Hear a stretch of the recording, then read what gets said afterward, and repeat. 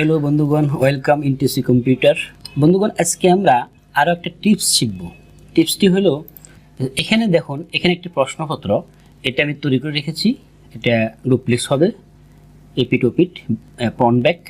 তো এটার প্রথমে দেখেন, প্রথম পেজে কিন্তু 2 কলাম আছে।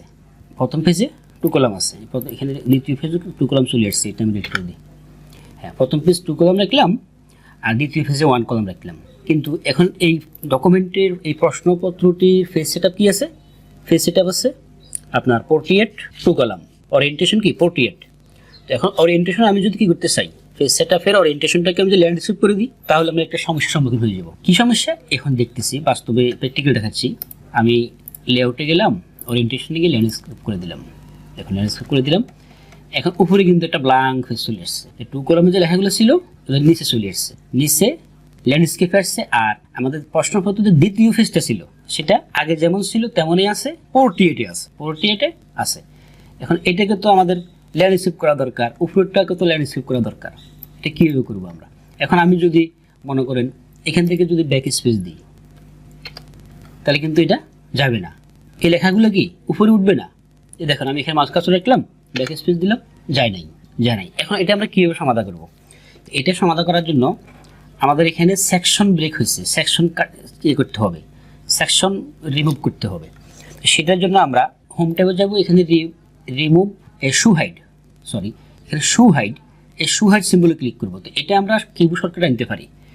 শু হাইড সিম্বলটাকে কিবোর্ড শর্টকাটে আনার জন্য আমরা কন্ট্রোল শিফট ধরে 8 ক্লিক করব। কন্ট্রোল শিফট 8 দিলাম, দেখছেন শু হাইড অপশনটা চালু হয়ে গিয়েছে।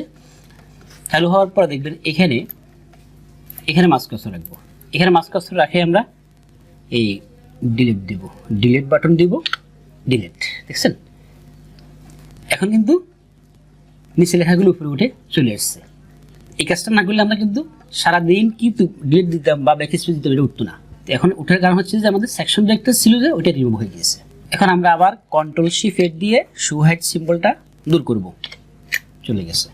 এখন আমাদের প্রয়োজন মতে আমরা এটাকে আরও ফরম্যাটিং করে নিব, সাজিয়ে গুছিয়ে নিব, ঠিক আছে, হয়ে গেল।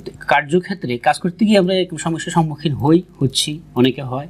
যারা জানে না তাদের জন্য আমি টিউটোরিয়ালটি তৈরি করছি অবশ্যই, আর যারা জানে তারা তো জানেই। তো ঠিক আছে বন্ধুগণ, আজকে এতটুকুই।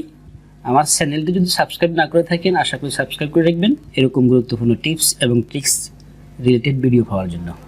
Thanks for watching this video till the end.